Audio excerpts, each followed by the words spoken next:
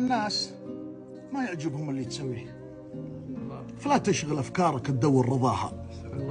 حنا خذينا في الجمايل مشاريه ولا لقينا اللي يقدر جزاها. العمر قبل المال للناس تعطيه وهي تاخذ ايامك وترمي وراها.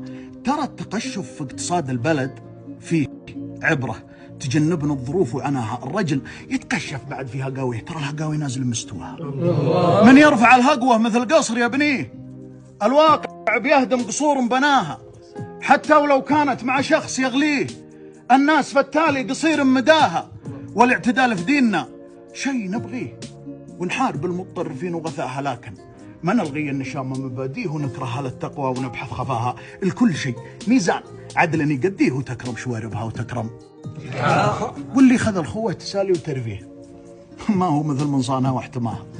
ترى السفر يظهر لك اللي مخاويه على حقيقة نفسه ومنتهاها، واللي سولفت دايم الداري ولا يميز صحها من خطاها. تدور على فرقاه لو كان تشريه، هذا يتعرض للنجوم في سماها.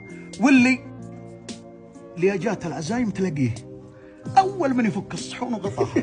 وفي المصايب ما يجيبون طريه، وقفتها دايم في غداها وعشاها. تبغى تشوف الوقفة النذل تشبيه، وقفة نعامه واضحة من قباها.